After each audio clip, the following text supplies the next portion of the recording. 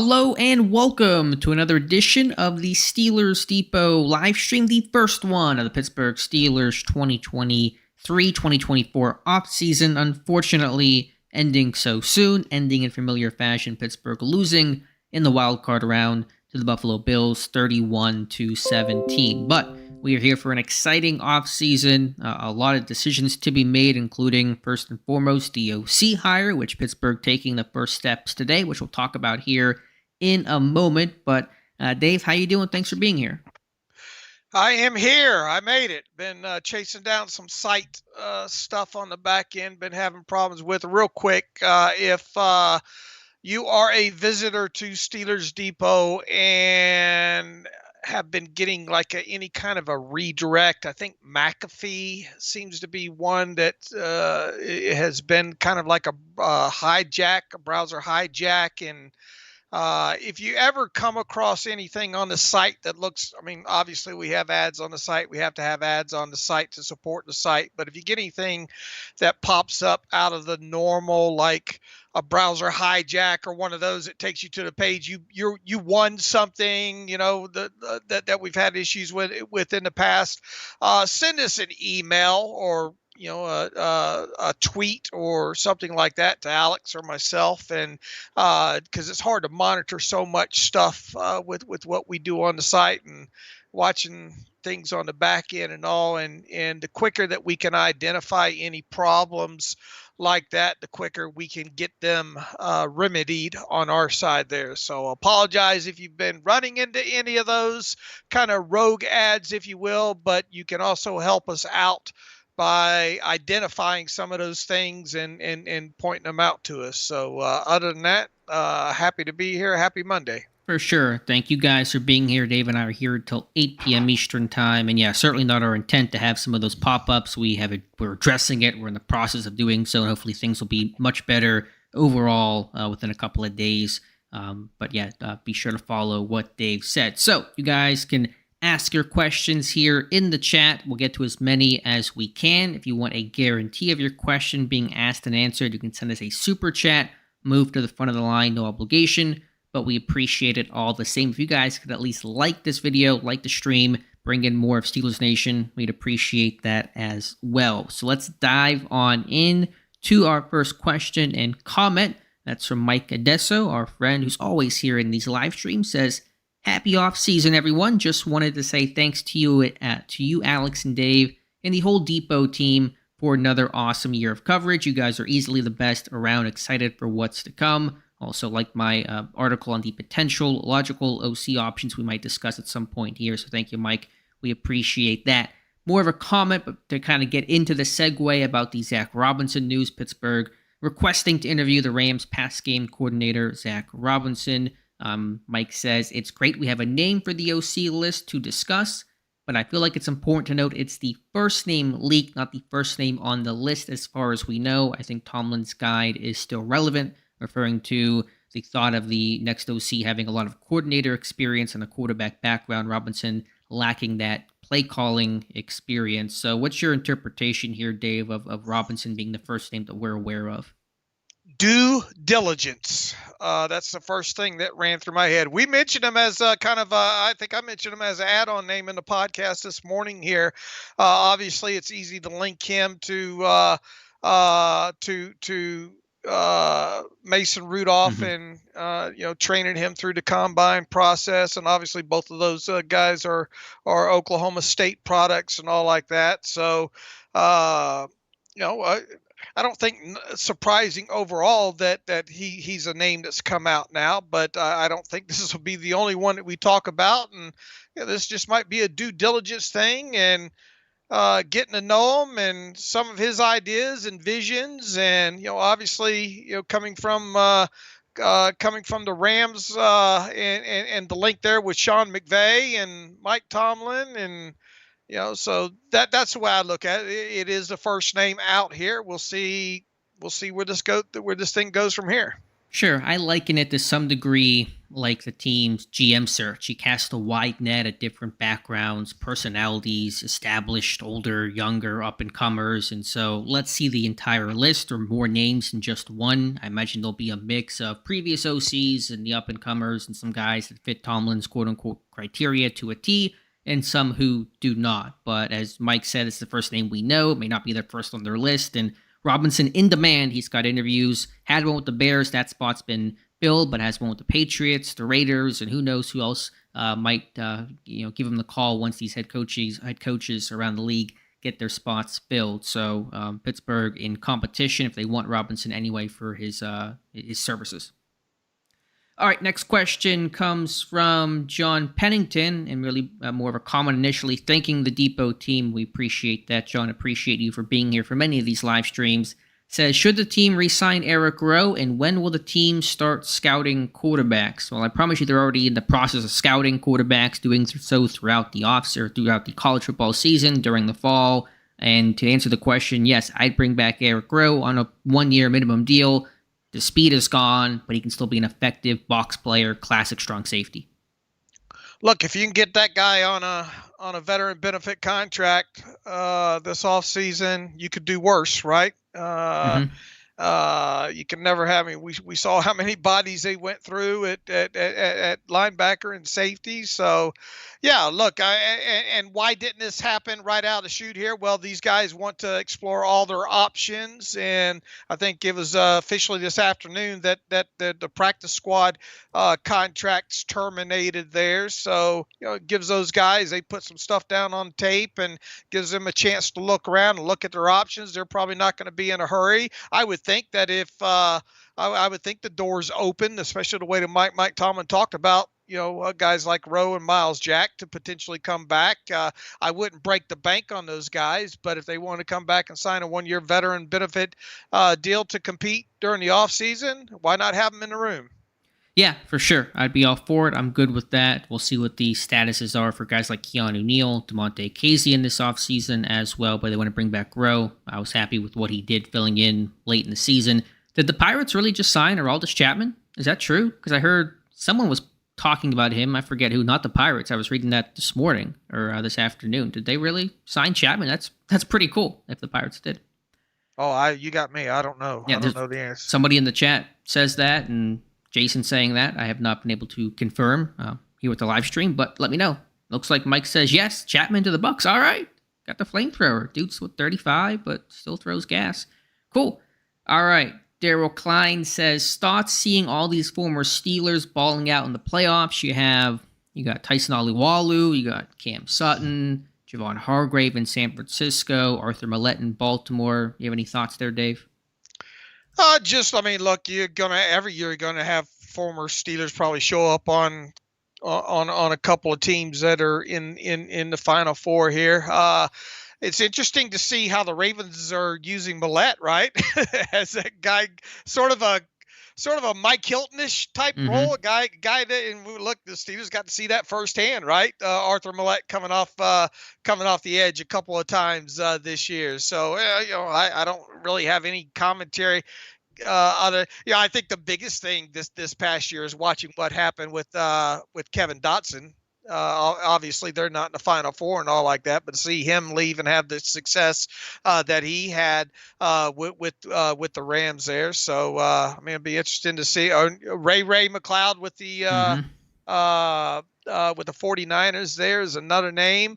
Look, I'm rooting for the Lions at this point. I think it's kind of unique what they've been able to do these last couple of seasons here, and to see Tyson Alualu come off the couch late in the offseason and be on the practice squad and get elevated here for a couple of games. It would be pretty cool to see him have his hand in the pile with the Lions if they were to shock the world and win it all. Yeah, I think the wild card game was the first playoff game Tyson Alualu had ever won in his long NFL career. Never won in Jacksonville, never won in Pittsburgh, sadly. And so he's got 2 this year, making a Super Bowl run at age 36 or however old he is. So That's a lot of fun. Dan Campbell's team, it's easy to root for. Yeah, like you said, every year there's ex-Steelers that are playing in these games. It doesn't mean anything really more to me this year than past years, other than the Ollie Wall. You're kind of rooting for him to be on this run. All right, next question comes from Rob. He's asking about, the first 3 picks, corner, right offensive tackle, right tackle, center, the order, it could go in so many different ways, and I've only scratched the surface on draft stuff. My first profile will come out later this week, so I really don't have a great answer, and it really just depends on the board. But yeah, right tackle, center, those are things you're looking at to upgrade. Wouldn't be mad about that on paper, Rob. Yeah, I wouldn't be mad at another defensive lineman somewhere in the picks. You have to think that a wide receiver will be on the shopping list, I think, this year. Inside linebacker wouldn't hurt if you could add to that room as well, too. There's going to be a lot of talk maybe about a strong safety type on top of it. Like most years, this team's got plenty of directions that they can go in the draft there for sure. Here's the exercise that we went through the other day, right? What position are they unlikely? It's easier to build a list of positions they are unlikely to draft this year. I think running backs one of them. I think tight ends one of them. What else did we say? Outside linebackers probably not going to be on the draft list, but everywhere else, guard possibly not. Mm-hmm. But you would probably like your, the center that you might end up drafting might have a little bit of guard experience. That would be a plus if you were able to get that. Not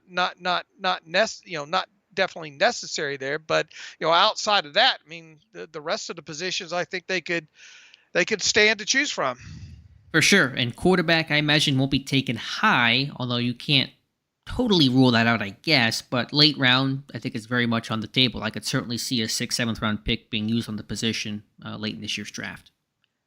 All right, Jason says, I know it's super early in the offseason. I'm sure you guys have not had a lot of time to think about, watch some of these prospects, but he's concerned about the linebacker depth. It looks like he's talking about the draft class, and yeah, I really haven't evaluated that. I saw Jim Nagy yesterday talk about the lack of depth in this class, the lack of underclassmen, NIL, and be keeping some of these guys in college. So that's hurting depth overall. At least Pittsburgh, they have the 2 4th-round picks. What you said, Dave, 2 picks or 5 picks in the top 120?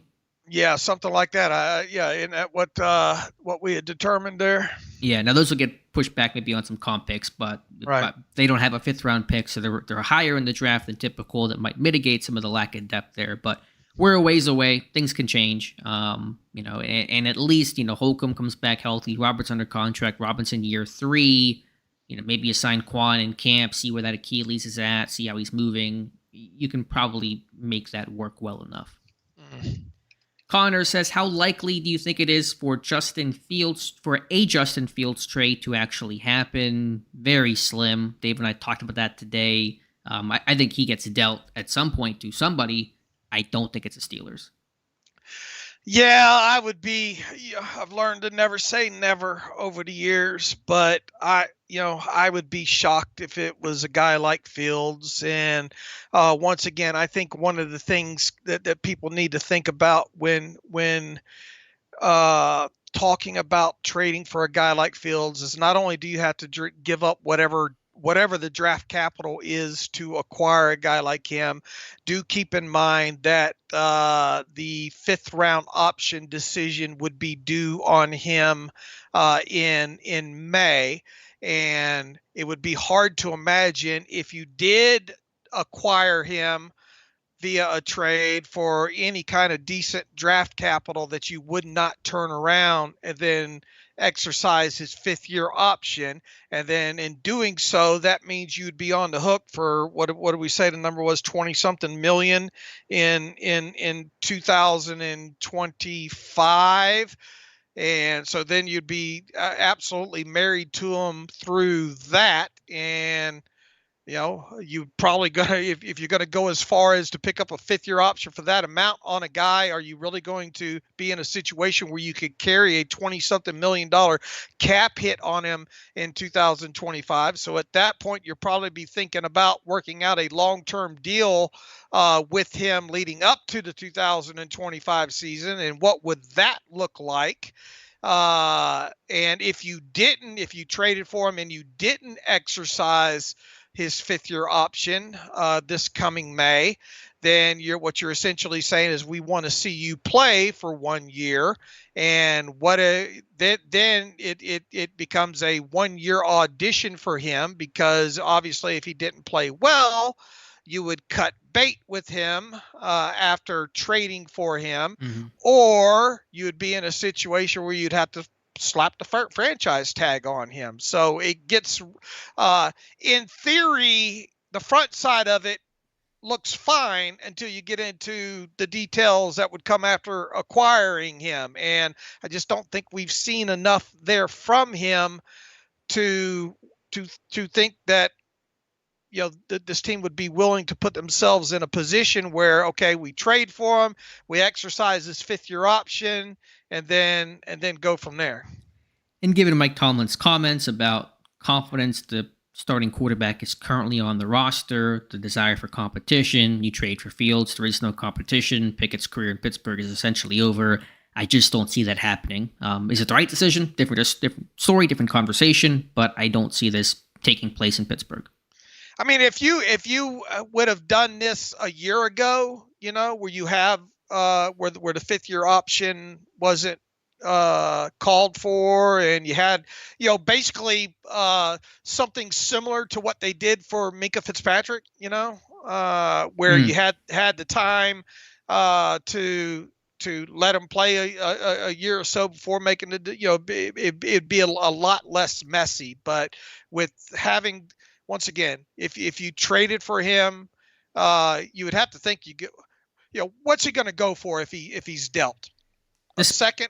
Yeah, speculation is maybe a second and a third and something else. I don't know, second and a third, probably something like that. All right, if you gave up anything close to what you just named off, you're probably going to come out of that right away picking up the 5th-year option on him, right? Yeah, you almost have to at that point. So then you damn sure better be right. Oh, yeah, no question about that. But again, we feel like those odds are happening pretty low in Pittsburgh. 2 questions for you, Dave. I'll ask in tandem. Before I do that, if you guys could like the stream, would appreciate that. Dave and I are here until 8 p.m. Eastern Time answering your Steelers questions.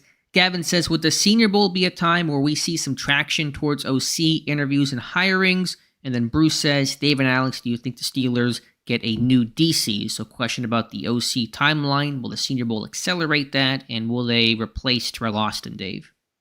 Well, yeah, I mean, obviously the Senior Bowl is a huge, huge meeting event, right? So I would think, we already hear the one name out there today, and it's not going to be too long before everybody's down in Mobile. So, yeah, I imagine we'll hear of a couple. Maybe some things happening down there. And I think you kind of put out there in the timeline in your post this morning, and we talked about on the podcast, that probably more than likely not going to know the new OC until maybe that week after the Senior Bowl, right? That's my expectation, just based on them taking their time and the timeline to hire Todd Haley, their last external and only external hiring of the OC in the last 20 years. That came in early February, about a week after the Senior Bowl wrapped up. So, yeah, it's a time to meet some of those guys. I don't know how many formal interviews will take place for OC-related type stuff. Maybe some of that, but at least some informal, kind of things, because as you said, it's like a football mecca. Everybody's there. That could help. But the hiring probably won't come until after those things wrap up.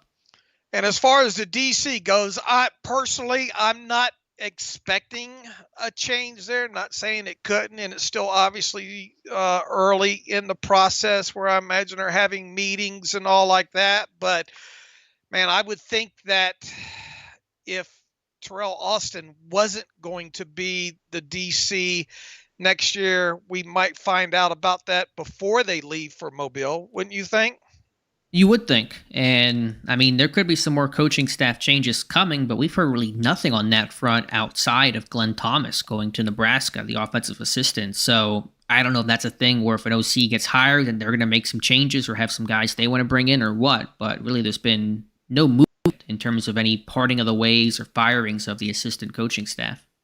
And look, if they had a better offense this past season, they would have won a couple of more games, And I get it. There were some games, you hate seeing what happened against the Patriots and all, but I mean, overall, this was a defense this year that was it seemed tilted towards second half adjustments, wasn't it? Yeah, I would say that's fair to say.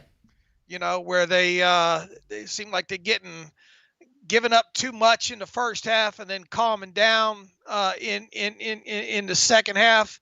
Overall, I mean, was it great overall? No, but don't forget that the spine of this defense, inside linebacker and safety, man, they went through a lot of attrition on that side of the ball. And man, you went through how many games to start the season, losing a guy like Cam Hayward, not having him, and obviously you didn't get a guy like DeMarvin Leal to make a jump, and I mean, you're forced to play guys like even Montravius Adams missed some time early in the season, and just a lot of variables, health related on that side of the football. And even so, they still registered, an adjusted net yards per passing attempt number on the defensive side of the ball that would allow you to win some games.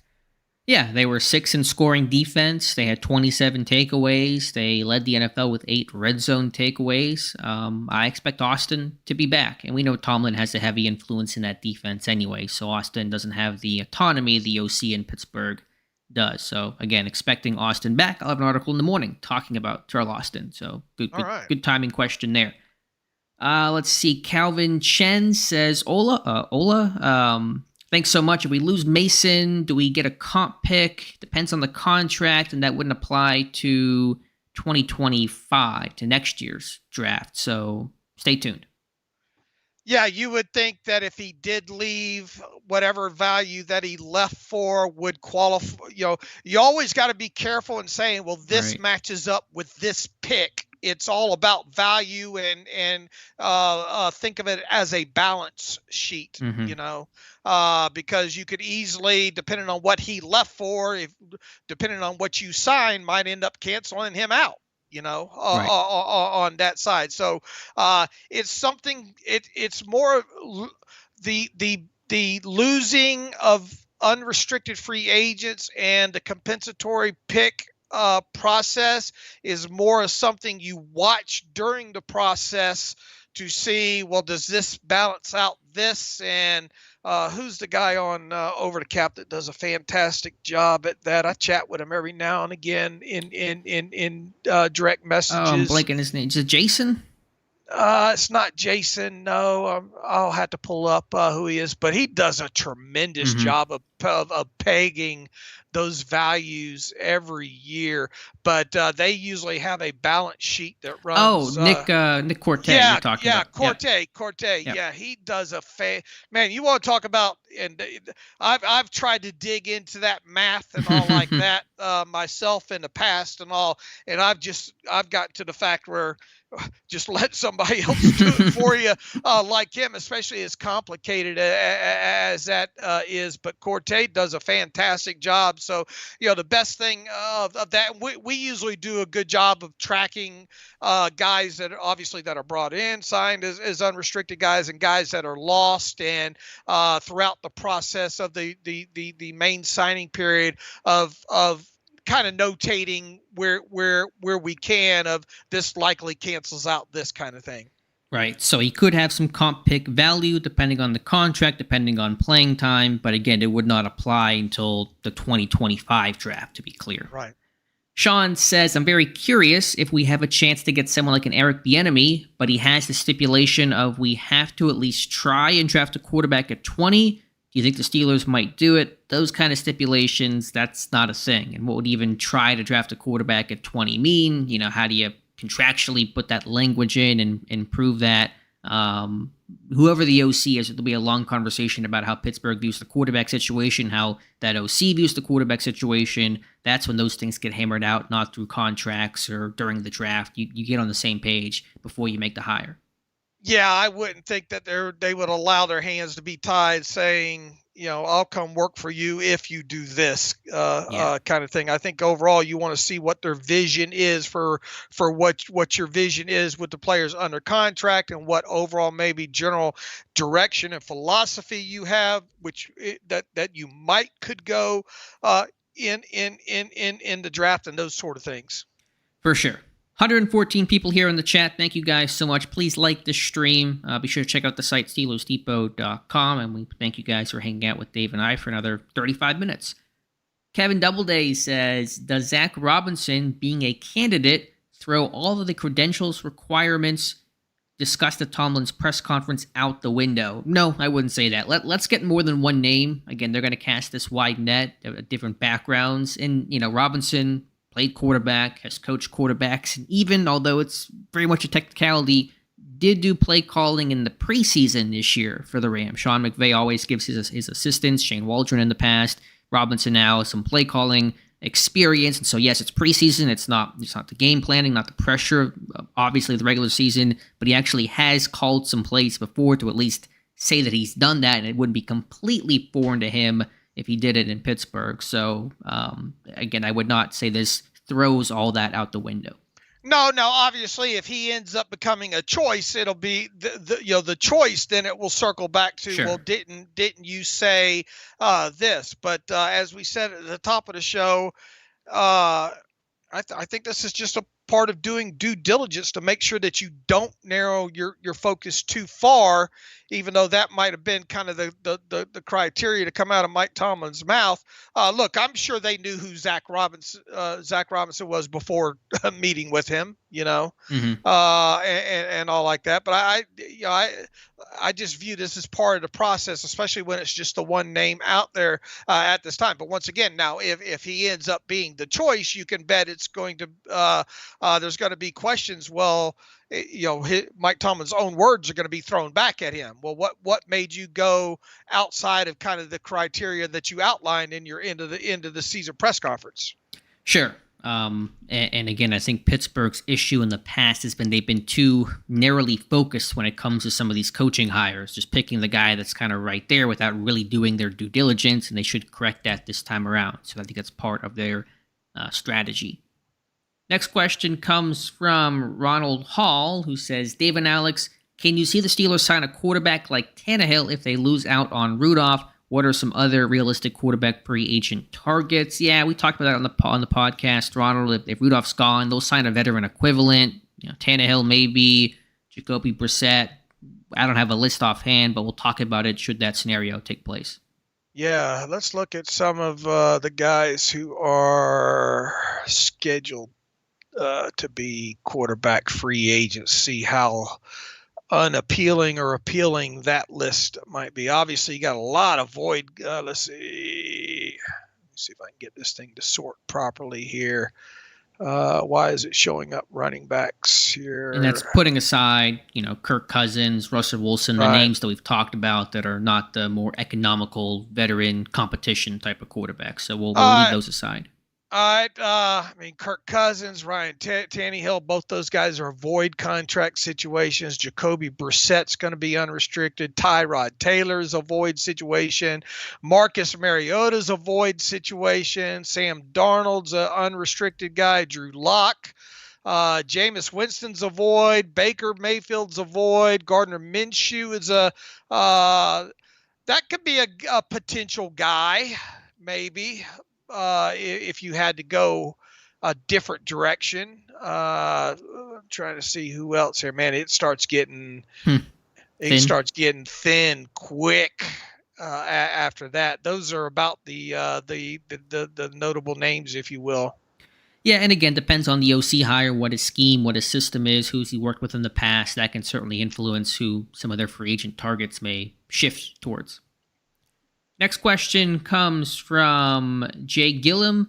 Cornerback or tackle probably in the first round of the draft. Can't see them taking a center or another position that early. That's logical, but who knows? We're so far away. What the board looks like, what the depth of the class looks like for agency moves. It's really impossible to say or to really lock yourself into two positions right now. Yeah, and I don't know. My gut, I've been wrong on this before, but my gut just, I wonder if cornerback will be a first round pick this year. I really wonder if it will be. Not saying that it couldn't be, but my early feeling on it, at least gut, is that it probably won't be. But I mean, obviously, we'll see what happens with Patrick Peterson and his situation. You obviously got a guy like Levi Wallace that's an unrestricted free agent. James Pierre, even though he's a cornerback, he's a special teamer. Chandon Sullivan Right. is unrestricted. You got a couple of young kids in Trice and Darius Rush, who are more lottery picks, developmental guys at this stage. So I mean, you could get yourself in a position there where who's going to be the starting corner opposite Joey Porter Jr., right? Yeah, to me, it's wide open right now.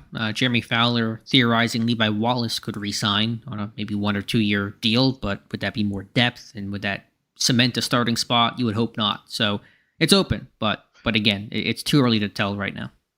What a shame Corey Trice had his injury, right? Yeah. At least you could have found out more about him, because you would have had to think at some point during the season he would have got some playing time in there. And I mean, he had some nice tape coming out of Purdue and all like that. And obviously we didn't get to see him much once he got injured in training camp there. And I mean, that's probably why he went as late as he did, because of the injury history and all like that. But just a shame overall that you couldn't even get that guy on the field to see what you're dealing with there.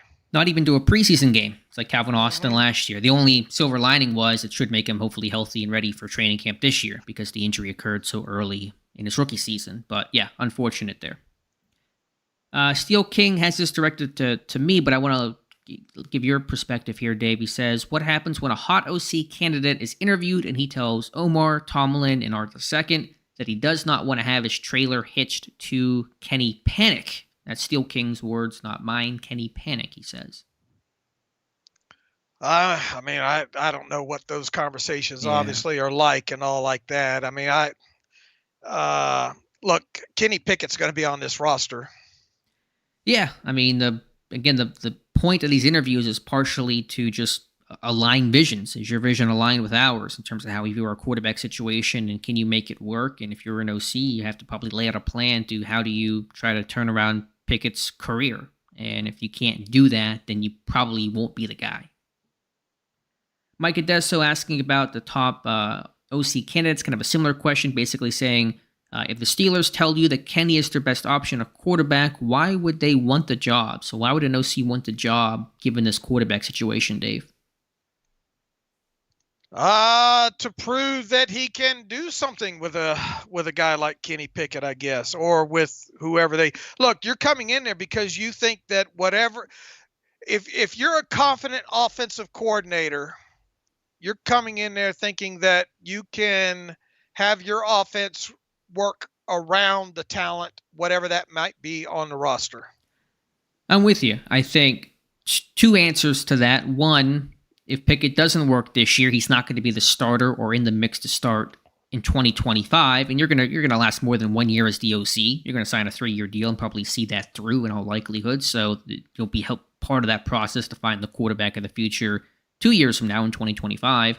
The other point I would offer, you can't make them responsible for the groceries. You can only give them the groceries that you have to work with, and obviously everybody involved would know that there's a bad batch of groceries probably real quick. And in other words, yeah, like you said, I wouldn't visualize this being a one and done situation for whoever the next coordinator is. Right. And I misspoke. I said 2 years. Next year, you'd be part of that next quarterback process if things don't turn around. The other, I think, important point is you have basically full control over this offense. Most teams are offensive-minded coaches. They're kind of really involved in that aspect of things. Some of the OCs don't even call plays for their team. The head coach does. With Pittsburgh, Tomlin has a role. He has an influence, but he's pretty hands-off. He lets the OC do what the OC wants to do, needs to do. So that's attractive to get to come to a place where you're competing, where you're generally winning in the playoff race. There is talent here offensively. The quarterback situation is questionable, obviously, but there's talent beyond that, and you get to run your offense, and that's an attractive opportunity. Next question comes from, if I can find one here, Sebastian Sanchez says, love your work, Dave and Alex. Thank you, Sebastian. When do you think the Steelers will finish their evaluation process for the next OC, next month or until March? Yeah, like I said earlier, probably first week of February is my guess. There is no hard and fast timetable. There's no rule where it has to be in place by, but I would probably say first week of February. Some of these head coaching jobs have to get filled, GM jobs around the league, and then teams start to really focus in on coordinators, positional coaches, that kind of thing. So I would say about 2 weeks from now. Yeah, I would hope by a week after the Senior Bowl, and because you starting to really start turning your attention to the combine and stuff like that, and kind of want your vision in place and start getting things ready for rookie mini camps. And it's amazing. It's 20 something weeks off, but is it really weeks off? Yeah, but it moves so damn fast, especially on our end here. It seems like we're on the NFL calendar never stops. So that's a long way of saying that I hope that it's finalized a week after by a week after the Senior Bowl. Right. Those guys got to get ready to review their roster, free agency, re-signings, free agents, combines. You don't want those guys to come in too late to allow them ample opportunity to really thoroughly, get ready for the bulk of the offseason. Paul Brown with a couple of confidence questions. On a scale of 1 to 10, what's your confidence each will happen? Cam Hayward restructures. I'll go one by one here, Dave. Confidence scale 1 to 10. I'll assume 10 is most confident, certain, we'll say, that Cam Hayward restructures his deal. Well, what I think you're going to see happen is it be an extension. And I mean, if you want to call that a restructure, fine. I mean, it's more than likely going to be just him getting paid his a bulk of his 2024 money as part of a signing bonus, and a couple of years added on to give him the option that if he can still play after. And they still want him after the 2024 season. That will be an economical way to go. So on a confidence level, based on everything that came out of Cam's mouth the other day during his podcast, and looking at the Steelers' salary cap situation, my confidence level would be a 9. I think that they get something done that lowers his cap hit via an extension. I'm with you, Dave. I'll go with you with a 9. When it'll happen, harder to say, but it will happen before the year begins. Mason Rudolph comes back. Scale 1 to 10, your confidence Rudolph returns. I'm at a 7. I was gonna go 7. I'm right there. I believe Mike Tomlin, because he mentioned it several times, that they would like to continue to do business with Mason. I think that Mason's value will be muted to some degree, and I think he likes the way things ended. I think he would embrace if even a competition with him and Kenny. It all kind of adds up that way. So I would put it at a 7. Steelers draft a quarterback 1 to 10. And I assume this means anywhere in the draft. Paul does not specify. I'm interpreting this as drafting a quarterback at any point in the draft. I got to separate my want from my analysis here. My want is to see them somewhere in this draft a quarterback. My analysis has me less confident that they will do so. So I'm going to go 3.5 on my confidence meter there. This is where we differ. I'm more confident they will, although I think it's with one of those last two current picks, 6th or 7th round. I'll say a 6 out of 10. They will. Okay. I mean, All right. if Rudolph comes back, then Trubisky's going to be gone. Let's assume that happens. Rudolph returning before Trubisky's roster bonus. They get rid of Trubisky. You got two quarterbacks. You're going to bring in 4 to camp. Probably not going to be 2 rookie undrafted free agents coming in. There's still some uncertainty about the future of the room. Pickett, his future for 2025. You need a third guy in there, maybe develop him a little bit on the side. So I could see that happening 6th or 7th round. All right, somebody write that down. I was at a 3. Alex is at a 6, and bring that back up only if they don't draft one. For sure. And if they do draft one, forget that Alex had more confidence in that. Conversation never happened if that occurs. All right. Steelers don't bring back Harvin. Now, I don't know if this means like they just cut him tomorrow or if he's not the week 1 punter. I'm interpreting this as he's not part of the training camp roster, but Paul kind of leaves this one a bit vague. I think he'll be in camp. I know people don't want to hear that. You don't save a lot of money after top 51 roster displacement. So barring him doing something that bad, off the field or something like that, I don't see them just cutting him outright. I think they will let him compete against whoever. Now, whether or not he's on the 53-man roster, I don't think that's nor do I think that should happen. But I can envision him lasting on into training camp and maybe the early portion of the preseason. Yeah, I'll say 7.5. He's there in camp. A 2, he's the actual week 1 starting punter. Maybe 2.5, I'll give him. And then the last one, Dave, early interesting question. Patrick Peterson comes back as a safety. 1 to 10. That's a tough one there. Man, he's got to survive. The thing is, what will it look like in March with his roster bonus due? That's the big date when you talk about Patrick Peterson there. Man, Mike Tomlin just didn't come right out and say, that he's going to be back. I don't know about the position and all, because you don't know what's going to happen position wise and all like that. I'll just put it to you this way. I'm at a 3 that he'll be on the roster. No, I'll put it at, I'll bail out here. I'll put it at a 5. Okay. That he's on the roster come roster bonus time here in March. Yeah, 3 felt too low. I'm probably higher than you that he comes back. I'll say now as a safety, I think he'll be kind of a hybrid. I don't think he'll really play outside corner. He may no longer be an every down type player in Pittsburgh, depending on how the roster looks around him. I'll say 6.5 that he's back playing some sort of safety role in 2024. Okay. Got a $2 super chat from Christian15213 who says, if Mason leaves, what's your score for them drafting a quarterback? Again, they're going to replace him with a veteran type, so my answer really probably doesn't change dramatically. Might bump up slightly, but I'm still kind of in that, 6 range that they will. Yeah. All right, let me find some more questions as I scroll back up. Thank you for the super chat. 15 minutes left, so be sure to get your questions in, and be sure to like the stream to get some Steeler fans in here last second. If you missed this chat, you can see the archive version on Steelers Depot in just a little bit.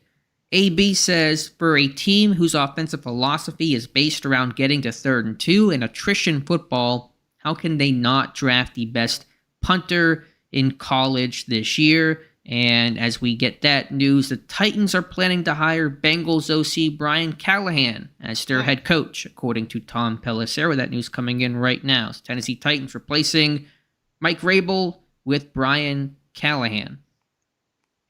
All right. What was the question before that? How can the Steelers not have a top punter, basically, is the question. Look, they need to do something at punter, period, whether it be free agency or the draft or whatever. They got to do something there. They should have done something halfway through the season. Yeah. Torrey Taylor, are you a Steeler? We'll see. Usually those punters, it's a 4th-round pick usually to take a top punter. You don't take a 7th-round pick on the top punter. So they have a couple of 4s. We'll see, but they need to upgrade a punter. They need a field flipper. No question about that. Rick says about Jaylen Warren, with over 200 touches and more than 1,100 yards, his contract had only $12,000 guaranteed and is only $1 million next year. If he gets hurt, isn't he totally screwed? How do they handle that, Dave? How do they handle, I'm not sure who they is, Pittsburgh maybe, or Jaylen Warren himself, but how does he handle the risk of getting hurt? Who, Jaylen Warren? Yes. I mean, look, you're a former undrafted free agent there, so you're kind of at mercy of the system overall, and he's scheduled to earn $985,000 in 2024. I think the only hope that he has is he gets some sort of maybe modest extension this offseason. But here's the thing: when he does, the bargaining power that he has isn't much at all, because what the Steelers will do is they'll look at him and say, okay, you're scheduled to earn $985,000 this year. If we end up putting the second round tender on you, let's see what the tenders are. In 2024, second round tender is scheduled to be 4.6. So you'd have to think it's going to go up from there for 2025. Let's say it's 5.3 million. So then you've got him capped at about $6 million over the next 2 years. And I mean, from there you could say, well, he became an unrestricted guy in what year would that be? 2026, right? Was it a 3-year deal? I mean, I'm just looking at his next. I mean, we're talking about 2024 with his salary he has now, a restricted second round tender in 2025 of like 5.3 million, and God forbid he blew it out and you had to put the franchise tag on him in 2026. And I asked Joel Corey this morning, what he foresees the franchise tag being for running backs in 2026, and he said, here was his answer. If I can find his answer real quick, he said, too much missing information to make a projection on that, which is, obvious, especially when it comes to a position like that. Long story short, you can cap the Steelers' bargaining power with him would be, look, any deal we give you is going to be right around or less than $6 million total between 2024 and 2025, so, there's not much bargaining power on you. And look, it's just, I mean, it's part of being an unrestricted free agent, I mean, a undrafted free agent like he is there. So he doesn't have much, really any bargaining power at all. He's going to be pretty much at the mercy of the Steelers if they deem it necessary, and feel like rewarding him of giving him maybe some sort of a 3-year, or a 2-year extension on top of 2024, and either he's going to take it or he's going to leave it.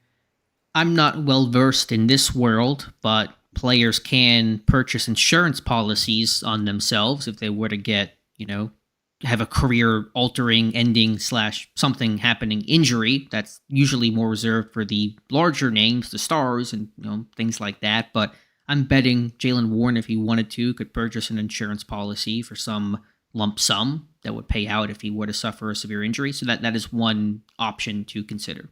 Yeah, I'm not well versed on Lloyd's of London or anything like that, but that would be a potential for him, and probably wise at this point. Yeah, I think so, especially with the running back position and the injury risk there. Chris Neal says, what do you think our biggest gap is, players, coaches, or scheme? It's a very broad question. Depends about, you're talking offense, defense, what position group. It can be all of the above, really, Chris. So it's hard for me to try to answer that with a great answer. Yeah, I agree. But we'll see how things look when the offseason ends, what the coaching staff looks like, what the personnel looks like, what moves they make, and probably be able to, because it's going to change so much. So even just answering that right now, the picture of the Steelers will look different in a couple of months. Stephanie B, I know it's early, but in regards to the draft, what position group do you feel is our biggest need? What would you say the biggest position group on this roster is in terms of need, Dave? Position group as far as need goes. I'll say, debating between two, I'll say cornerback, just slightly over offensive tackle. Well, they definitely going to need a tackle, for sure. And center. They're going. Yep. I'd like to see them get a center in the draft. Corner, not looking great. Inside linebacker, you could use an. I mean, what is the? This team could use another tackle, plain and simple. They could, especially if Broderick Jones goes back to left tackle. If that's the case, and you hope that it is, the right tackle is wide open. But I'll still say corner, because if you really wanted to keep Moore at left tackle and Jones at right tackle, there's at least an option there. At corner, I don't know who the corner opposite of Porter is for 2024. Yeah. All right, Christian15213, believe a second super chat. Thank you so much, $5 super chat. Why can't we all admit that Mason is the right quarterback for the team? All the players want him, so he's won the locker room. What's your take? I mean, listen, right now he's a pending free agent. Will he be back? Will he go somewhere else? We don't know. And if he does come back to Pittsburgh, then they'll compete in training camp. If he's as good as he's played, and you're implying there, Christian, then he'll win the job. So, I think if he comes back, he'll be given an honest opportunity to be the guy. And I think that's the key there. I think if you bring him back, you have got to keep an open mind and make this thing be a competition. Yeah, and not the 2022 competition that really was no competition. And, Mike Tomlin said it was undeniable, right? And he's correct. They tried to deny it for as long as they could, and you can't deny what Rudolph did to this offense's passing game. And how do you envision the week one, the opening week of training camp reps going if Rudolph was to return? I think Pickett will take the first rep of training camp. Tomlin basically saying he's quarterback one right now. It would be interesting to see, because when was the last time Pittsburgh had a true starting quarterback battle? It's been a hot minute, Dave. I mean, 2002, 2003, I'm not even sure if that's the answer, but probably earlier than that. Yeah, the thing is, you can't bring Mason Rudolph back and just be headstrong and say, it's not going to be a competition. Yeah, can't do that. I'm with you there, Dave.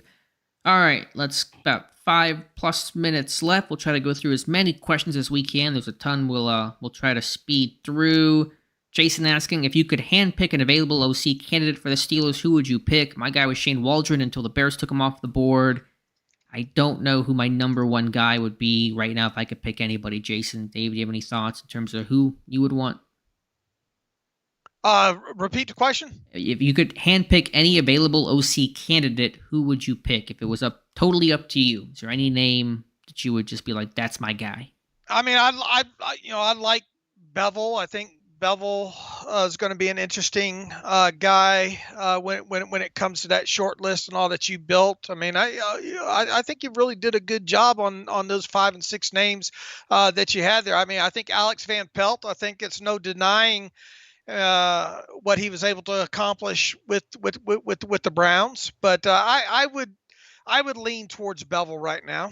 Yeah, on the list that I had Pep Hamilton as kind of maybe second, but I know his offense probably won't be super innovative or super creative. But again, I'd have, because I was looking at that lens of kind of the experience and the quarterback background and less of a wider net. I mean, I think Robinson is interesting. I think there's definitely potential there, but don't have a perfect answer right now.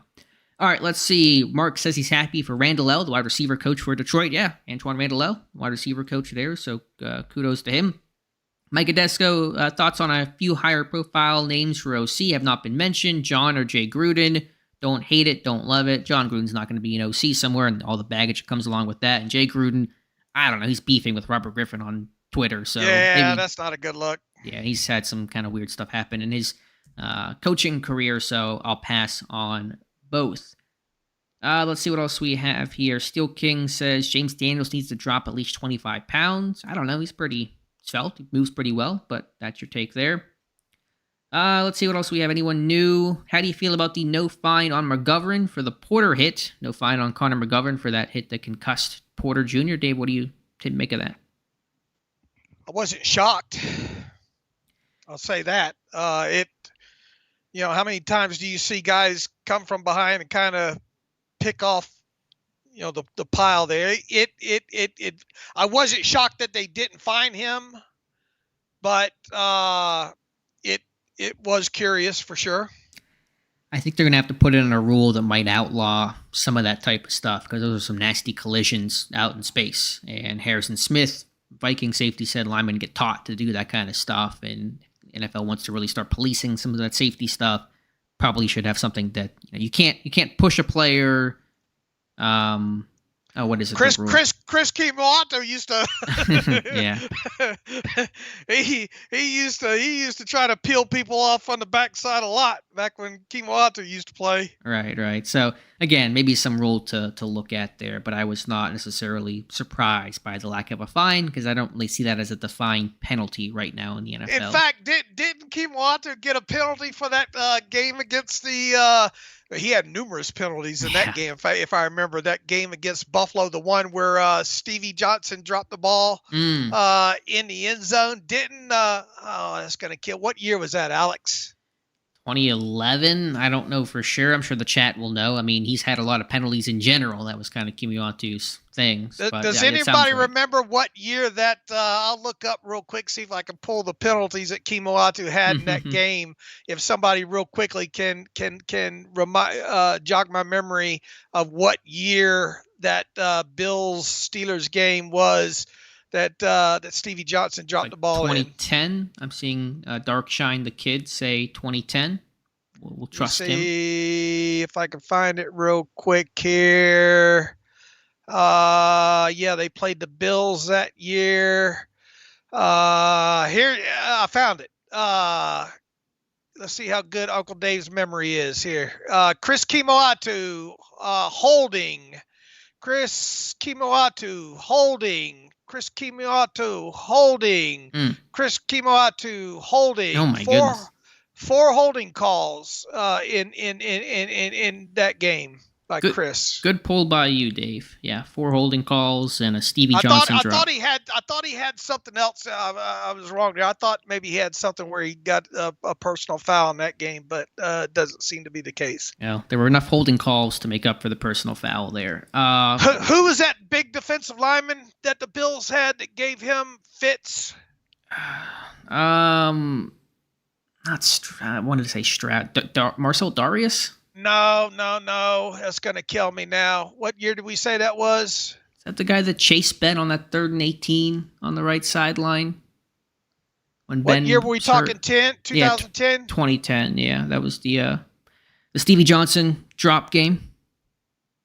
I'm sure the chat. I'll look at the chat. Chat's usually pretty good. Sam Adams, Stroud. Someone else had Stroud. No. Let me find it here real quick. Fill some time here, Alex. This is going to kill me. There was a question about moving James Daniels to center. It's plausible, but I find that pretty unlikely. He's played right guard, has not played center in quite some time. Just go draft a center. It's a good class of guys. Don't move pieces around and have to, go then find a right guard. Just go get a center. Okay, here it is. It was Williams. Ted Williams? No, was it Kyle Williams? Oh, yeah, Kyle Williams. Oh, yeah. I should have thought of that. Yeah. Okay, yeah. I gotcha. But I think that was on that Ben run. That was somebody else. But I know you're referencing just Kimiwatu just struggling. Right. I mean, he was right. Kyle Williams gave Kimiwatu fits in that game. Yeah, he gave a lot of people fits, but Kimiwatu in pass pro was just kind of a wreck. All right, couple more questions. We got a trip down memory lane there. No extra charge for that. You have to do it. All right, let's go through a couple of these rapid fire. If I scroll back up. Let's see if I can just find some new people, some maybe quicker questions to answer. Alex says, I'd like to hear your guys' opinions on PFF grades. Does PFF grades for Steeler players match what you see on tape? I think generally they fallen in line, but I don't study them line by line to compare it enough to give a great answer. But yeah, I think, largely speaking, they tend to. I like looking at them after the TV tape first and foremost. I like to watch it as soon as the game ends. The first thing we do is we pull the TV tape because that's all we have until the all 22 tape. So usually no matter what time of night it is, I get one, sometimes two runs through the TV tape and get my initial notes to look at of things that I definitely want to hone in on and just a general sense of who I felt played well, who I felt, it's really kind of, did this guy play well or did he not play well? Because really, I mean, I remember back in the days of trying to grade offensive linemen off TV tape. I can't believe I ever did that. But I get a sense in my head of kind of where I think certain guys, will end up grading, and then usually by, I don't know, by noon the next day is when the PFF grades drop, and then I usually run over there and see. I usually look for anybody that's because there's such a big range. I see that if there's anybody that's really off, man, I thought this guy played a good game, and they got him at a 40 or whatever, and then at that point obviously I make a note of that, and then I go into the all 22 and see if I can pick out why maybe. For the most part, look, I've said this over the years, I like on as a core what they try to do. Now, do I agree lockstep with everything? Look, I've pointed out stuff to them in the past of them having a coverage, the blame on a touchdown or something wrong. No, I don't take them as gospel, and nobody should. Nobody should take my word or Alex's word. If you have the ability to watch the game yourself, you should always trust your own eyes when it comes to that stuff there. I do like what they do with their snaps, with general charting stuff. A lot of that stuff generally lines up with our own charting and stuff like that. It's just another piece to look at is the way I view it as.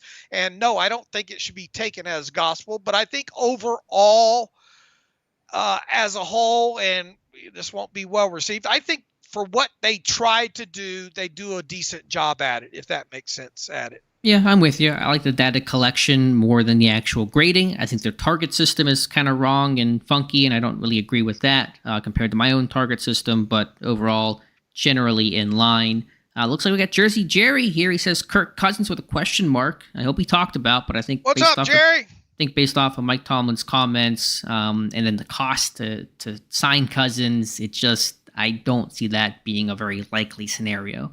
Yeah, I mean, you'd probably have to do something 2 or 3 years with him to get the cap number down and all like that. And if you went that far with the guaranteed money up front, you probably, to get the first year cap number down, you're probably going to have to marry yourself to him for at least 2 years. So if you went that direction, to me, it would be because you think, okay, we don't like what we have now. We think we have a roster that we could win a championship within the 1 or 2 year time frame with him. Look, I think Kirk Cousins, I think teams can win with Kirk Cousins. I'm not convinced that the Steelers will go down that path, though.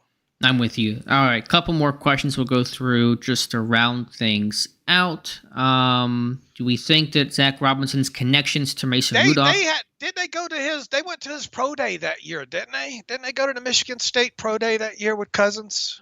Do you remember? That wasn't the same year Bell came out, was it? Or didn't they have him in for a pre-draft visit or something like that? There's probably it's level on of the site there somewhere. I'd have to go look it up. Do we think that Zack Robinson's connections to Mason Rudolph heavily influence the Steelers to make the interview request? No, it's something to note. We talked about it. We'll talk about it on Wednesday show, but no, I don't think it's a driving reason behind the interview request. Right, I agree. I think they're just casting a wide net here. Let's look at this. The next time we get together for this chat, let's see what this list looks like, or if they made a decision. For sure. Let's see. I just thought I had one here that I lost. Does it bother you that Kenny didn't give an interview when the season ended? No, not really. He could have something going on. I don't know. I did not lose sleep over it. It's hard you don't know what he had going. At its core, the optics obviously don't look good, right? We can agree on that, but he might have had a prior. We don't know. I mean, you can go way too deep spending time kind of worrying about that kind of stuff and getting upset over it. I mean, at its core, would you have liked to have seen him address the media? Yes.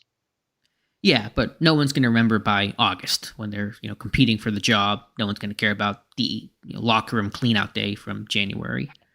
Gary says, "Hey guys, what's a chance Darnell Washington moves to tackle 50%? This year for 2024, 0% down the road. I suppose it's possible. I'd be surprised. Who knows? It's happened before, but that's a way down the road kind of conversation. All right, let's see if any other questions came in we can get to really briefly here before we close things out. How short is the leash on whoever wins quarterback one? One bad half in game one. It's hard to say. It'll be a shorter leash, but probably not that short as the question is being asked. Yeah, I'd hope you would go through all that rigmarole and one bad half yank, Yeah. You probably need to rethink the whole look. I mean, make no mistake about it, the quarterback play for the 2024 Steelers has to be better. Yeah, no question about that. End of story. I mean, we got to see the number of the adjusted net yards passing attempt stat come out of the chute at no lower than 6.2. I mean, you got to hit it running. They've got to have better quarterback play, whoever it is winds up being in 2024. Any shot a core 4 gets traded? Nah, you'd have to do it before. You have to do it for his March roster bonus is due, and with 1 year left on the contract and the amount that it's at. I mean, could it happen? Yes. What would it look like if it happened? It would look like probably a 5th or a 6th round draft pick, I would think, because he does only have now tackle. Is a commodity in the NFL, especially one with experience. I wouldn't think that it would happen, but if it does happen, it would have to happen before you pay him his March roster bonus, and then you have to remember that what you're going to get on the other side would more than likely be something like a 5th or 6th or 7th round draft pick. Darkshine the Kid, what do we need to send our good defense to a great one? I would say stay healthy. Number 2 corner and get faster. This defense is too slow. Yeah, I think you need to get better up the middle of the defense. Inside linebacker for sure. I think, which in part means staying healthy and getting healthy and remaining that way. But yeah, I think getting faster and finding someone opposite of Porter is going to be key as well. All right, I think we're going to wrap things up here. There'll be an archive version of this on Steelers Depot in just a little bit. Also, I think archive on the channel in a little bit as well. Be sure to stay for content on the site, for the channel. I got an idea I've been kicking around about offensive coordinator, play calling, and sequencing, and getting in the mind of an offensive coordinator from the Bills game. We'll have that a little bit later in the week, I hope. Thank you guys so much for being here, for asking questions, the super chats, liking the video. And Dave Bryan, as always, thank you for being here as well. Yeah, thank you for putting it on. Some good questions. We even went all the way back to 2011 today, and good turnout. We appreciate everybody, and hope to see y'all back in here in a couple of weeks. Peace and love. Peace and love. What Dave said. So thank you guys so much for listening and watching, and we'll talk to you soon.